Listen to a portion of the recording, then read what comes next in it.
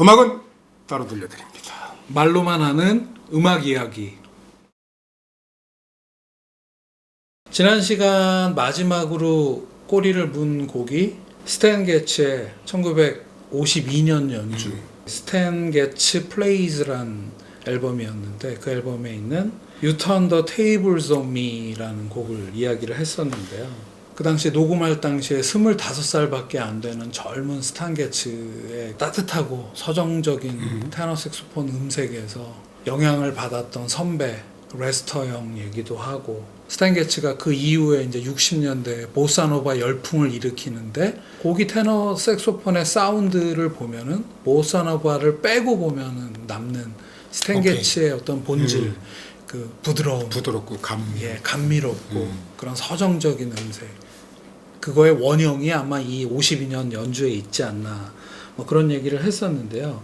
이 앨범이 재즈 프로듀서이자 음반 제작자인 노먼 그랜츠의 클래프 레코드에서 나온 음반이었는데요. 여러 번 이분 얘기를 했었죠. 이 클래프 레코드의 수장 대표인 노먼 그랜츠 얘기를 좀 했었는데, 20세기 미국 재즈 프로듀서에서 가장 영향력 있는 재즈 프로듀서이자 음반 제작자였는데요. 여러 가지 레코드 회사를 본인이 만들어서 계속 운영을 하다가 또 넘기고 또 새로운 레코드 회사를 만들기로 했는데, 클래프 레코드, 노그랜 레코드, 그리고 이 두 개를 합쳐서 56년도에 지금까지 명맥이 유지되고 있는 버브 레코드, 70년대 또 파블로 레코드라고 만들어서 수많은 재즈 명반을 제작한 프로듀서이자 음반 제작자이다. 이분이 가장 훌륭한 제작자이자 시대를 앞서간 그런 인물이라는 점인데요. 어떤 점을 이야기하고 싶은 거냐면은, 인종차별에 맞선 백인 음반 제작자였다. 지금도 엄연히 남아있다고 하는 인종차별, 흑백 차별, 미국에서, 미국 이야기니까요. 이분이 활동하던 시기, 1940년대, 50년대, 그때는 지금하고 완전히 다른 시대였잖아요. 쉽게 생각할 수 있는 게, 백인하고 흑백의 차별이 없다는 거가 뭐겠어요. 그냥 임금을 동등하게 했다. 이분이 1944년도부터 해왔던 음반을 제작하는 거 말고, 재즈 앳 더 필하모닉이라는, 말하자면 공연 시리즈, 재즈 뮤지션들을 모아서 공연을, 투어를 다니는 이런 프로그램에서조차 좌석을 분리하는 공연장이 있으면 그런 공연장은 보이콧을 할 정도로 아프로 아메리칸들의 인권 보호에 앞장섰던 분이다. 이런 면도 한번 짚고 넘어가야 되겠다는 생각을 했는데, 그러니까 지금 얘기 나왔으니까 말인데, 재즈나 브루스를 갖다가 얘기할 때 우리가 사실 잊어버리지 말아야 될 게 그 당시 미국 실상인데, 그렇죠. 공연장도 백인들이 하는 공연장 못 쓰고 흑인들이 공연하는 공연장이 따로 있어야 되고, 그러니까 60년대까지 화장실도 못 쓰고, 60년대 인권운동이 일어난 게 그때까지 그 인종차별이 정말 극심했거든요. 그 시절에 흑인들이 음악을 한다는 것 자체가, 그리고 그 시절에 흑인들 음악을 다루는 백인이라는 그 위치, 환경, 이런 게 일반적인 비즈니스 생각으로는 안 되는, 정말 이렇게 정신이 있어야지 그런 음악을 갖다가 할 수 있지. 아주 그 대단한 거예요, 어떤 의미에서 보면. 우리가 늘 잊고 음악을 듣지만. 그래서 미국 역사 속에서 흑인 민권운동이 50년대 말 60년대 마틴 킹 루터 목사나 이런 분들이 하고자 했던 이야기, 그걸 행동으로 재즈 그렇지. 음반 제작자로서 선각자지, 선각자. 그렇게 해왔다는 부분이 이분을 이야기할 때 꼭 짚고 넘어가야 될 점이어서, 저는 개인적으로 뭐 제가 미국인은 아니고 흑인도 아니지만 굉장히 뭐 존경심이 든달까, 감사하는 마음까지 들 정도다. 이 노먼 그랜츠가 1952년에 스탄 게츠와 낸 앨범이 스탄 게츠 플레이즈라는 앨범이잖아요.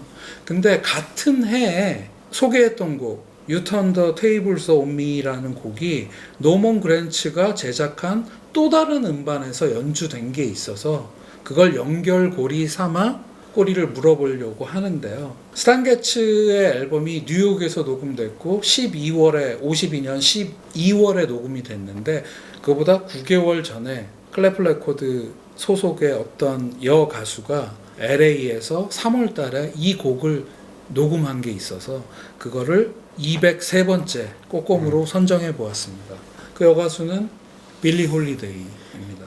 빌리 홀리데이의 1952년 앨범이죠. 빌리 홀리데이 Sings라는 앨범에서 You Turn the Tables on Me를 골랐습니다.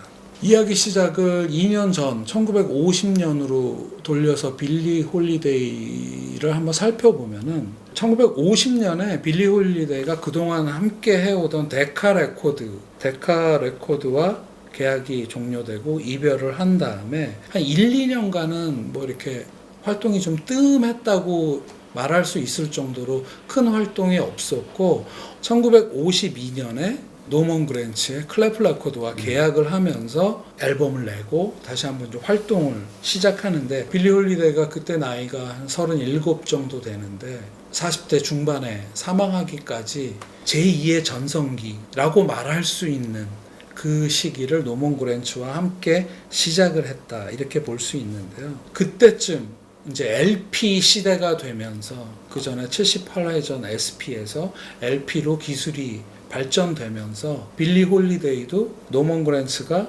LP를 첫 앨범으로 낸 게 바로 이 앨범 빌리 홀리데이 Sings라는 앨범입니다.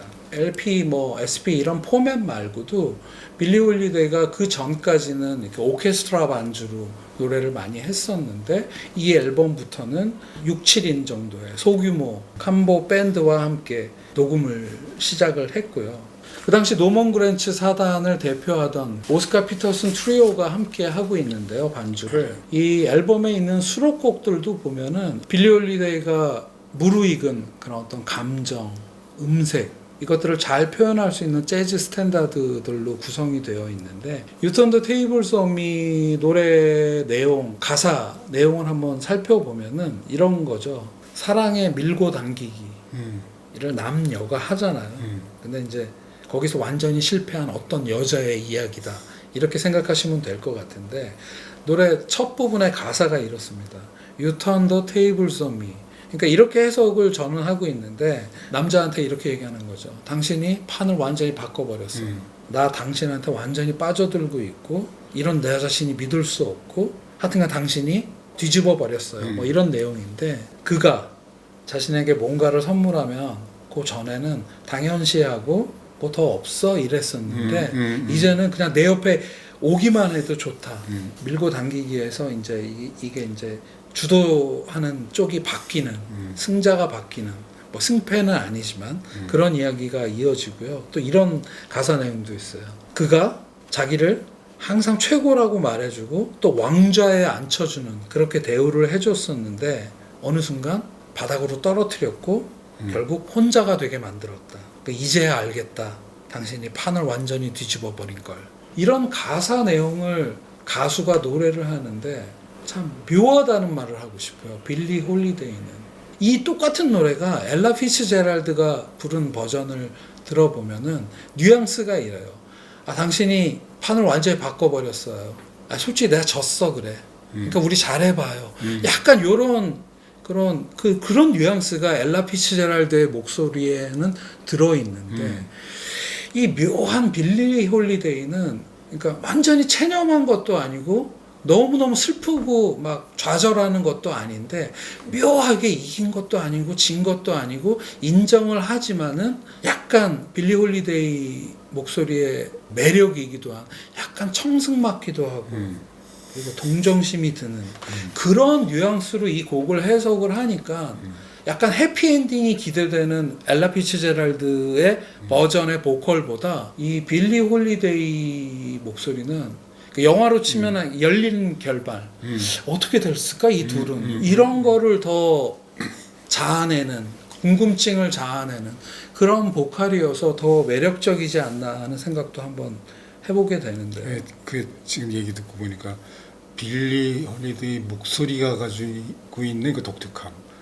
청승맞다는 표현도 정말 있죠. 네. 정말로 그녀의 인생이 그랬듯이 노래 뉘앙스마저도 그런 게 풍겨 나오니까 그래서 빌리 홀리데이가 정말 훌륭한 보컬이 아닌가 하는 그런 생각도 하게 되죠. 사람의 애간장을 뒤집어 놓는.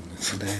근데 이제 이 곡 You Turn the Tables on Me가요. 1952년도에 이 노먼 그랜츠 사단 이야기를 했었잖아요. 약간 전세 낸 느낌이더라고요. 제 외장하드에 이제 MP3나 이런 걸로 보관되어 있는 폴더가 있어서 그걸 검색을 해보니까 52년도에 노먼 그랜츠가 낸 또 한 버전의, 그러니까 어떤 음반에서 또 한 버전의 You Turn the Tables on Me가 있더라고요. 그러니까 52년도에 스탄 게츠의 색소폰 버전, 빌리 홀리데이의 보컬 버전, 그리고 또 한 버전의 You Turn the Tables on Me가 있어서 You Turn the Tables on Me를 세 번째 꼬리를 물어야 되겠구나 하는 생각을 하게 됐는데, 악기는 피아노 버전의 피아노 연주의 You Turn the Tables on Me입니다. 204번째 꼬꼬무는 오스카 피터슨의 52년 앨범이죠. 오스카 피터슨 Plays Pretty라는 앨범인데요. 그 앨범 속에 있는 You Turn the Tables on Me를 연결해서 한번 이야기해 보겠습니다. 이 앨범은 오스카 피터슨이 1952년도에 노먼 그랜츠의 프로듀싱 하에서 머큐리 레코드를 통해서 발매된 10인치 앨범에 있는데요. 그 전 빌리 홀리데이의 앨범도 10인치 LP였고요. 1월 26일에 LA에서 녹음됐다고 하는데, 스탄 게츠의 버전이 12월에 녹음됐고 빌리 홀리데이가 3월에 녹음됐고 그보다 2달 전인 1월 달에 오스카 피터슨이, 그러니까 생각해보면 오스카 피터슨은 3월 달에 빌리 홀리데이의 반주로서 이 곡을 연주했는데 2달 전인 1월 달에는 본인의 리더 앨범에서 이 곡을 트리오 버전으로 녹음을 한 셈이죠. 그 당시 오스카 피터슨 트리오는 피아노, 기타, 베이스, 50년대 말부터는 피아노, 베이스, 드럼 이렇게 아주 노멀한 피아노 트리오로 활동을 하지만 이 50년대 초에는 피아노, 기타, 베이스 구성의 트리오를 연주를 하고 있었는데요. 피아노에는 당연히 오스카 피터슨이겠고요. 베이스에는 뭐 영혼의 단짝이라고 할 만한 레이 브라운이 연주를 하고 있고, 기타에는 어빙 애쉬비라는 기타리스트가 함께 하고 있는데, 사실 이 52년 당시에 이 오스카 피터슨 트리오의 기타리스트 정규 멤버는 바니 캐슬이었어요. 빌리 홀리데이 반주를 할 때는 바니 캐슬이 기타를 연주하고 있는데 1월에 녹음한 이 앨범에서는 어빙 애쉬비가 녹음을 하고 있는데요. 이 어빙 애쉬비는 이 포맷의 트리오, 피아노, 기타, 베이스 트리오를 40년대 말까지 하고 있었죠. 누구와? 넷 킹 콜과 함께. 그러니까 저는 좀 아쉬운데 바니 캐슬이 기타를 연주했으면은 조금 더 기타의 존재감이랄까? 솔로나 이런 데서의 어떤 영향력이 있었을 텐데, 어빙 캐시비는 뭔가 이렇게 큰 욕심 없이 되게 편안한, 묻어드는. 근데 또 앨범 제목이 Plays Pretty잖아요. 더 귀엽게 연주하는 데는 바니 캐슬보다는 어빙 캐시비가 더 어울리지 않나 하는 생각도 해봤는데 한번 들어보시면 좋겠습니다. 어쨌든 피아노 위주의 아주 잔잔하고 깔끔한 그런 발라드 연주라고 보시면 되는데요. 이 앨범을 녹음한 52년으로부터 3년 전으로 가보면 49년 오스카 피터슨은 그냥 캐나다 몬트리올, 본인의 고향에서 조그만 클럽에서 연주를 하던 몬트리올에서만 유명한 로컬 피아니스트였습니다. 노먼 그랜츠가 그때 몬트리올에 출장을 가 있었대요. 이제 일을 마치고 공항으로 가는 택시 안에서 라디오를 들었는데 엄청난 테크닉의 피아니스트의 연주가 들려서 택시에서 내리자마자 미국 돌아오면서 수소문을 해갖고 오스카 피터슨을 알아내고 만나서 계약을 했다고 하는, 그 당시 이제 24살의 몬트리올에 있는 로컬 피아니스트인 오스카 피터슨을 노먼 그랜츠가 미국 시내 소개를 하는데요. 재즈 애트 필하모닉의 1949년 공연에 처음에는 연주자 목록에 없었는데 깜짝 데뷔를 시켰대요. 근데 그게 굉장히 아주 성공적인 공연이었다고 하고, 오스카 피터슨이라는 젊은 피아니스트가 미국의 본토에 재즈 씬에 데뷔하게 되는 그런 계기였다고 해서, 오스카 피터슨은 노먼 그랜츠에게 엄청난 신세를 진 그런 피아니스트라고 볼 수 있겠죠. 그냥 이 앨범에서 오스카 피터슨은 그 노먼 그랜츠가 놀랬다고 하는 엄청난 테크닉 위주의 그런 연주를 했다기보다는 그냥 굉장히 감성적이고 여유로운 연주를 들려주고 있는데요. 멜로디 위주로 8곡의 재즈 스탠다드를 귀엽게 연주를 하고 있는 그런 앨범인데요. 이 52년 정도부터 본격적으로 시작해서 오스카 피터슨이라는 피아니스트는 노먼 그랜츠 사단으로서 완전히 본격적인 아주 의욕적인 활동을 시작하게 되고 수많은 리더작과 사이드맨작을 남기게 되는데요. 하나 빠뜨리고 싶지 않은 오스카 피터슨의 1952년 연주 중에 전에 102번째 꼬꼬무로 제가 선정했었던 앨범인데요. 그 앨범 이름이 뭐였냐면 오스카 피터슨 플레이스 지미 매큐. 그러니까 지미 매큐라는 20세기 초반에 미국 작곡가의 음악을 재해석해서 연주를 한 앨범을 102번째 꼬꼬무로 소개를 한 적이 있었는데 52년도부터 시작해서 한 54, 5년까지 오스카 피터슨이 큰 프로젝트를 요해 52년도에 시작하는데 일명 오스카 피터슨 플레이스 땡땡땡. 그러니까 오스카 피터슨이 지미 매큐, 조지 거신, 콜 포터, 듀크 엘링턴, 리차드 로저스 등 그 20세기 초반에 미국을 대표하는 작곡가들의 작품을 한 앨범에서 한 7, 8곡씩 재해석해서 내는 프로젝트들을 시작하는데 굉장히 좋아하는, 그러니까 오스카 피터슨의 60년대 이후 70년대 뭐 이런 연주보다 오히려 풋풋한 시절의 젊은 오스카 피터슨, 이 역시 찾아보니까 유튜브에 잘 정리가 돼 있더라고요. 그래서 한번 관심 있는 분들은 들어보시기를 추천드리고요. 오늘 준비한 이야기는 여기까지입니다. 네. 네.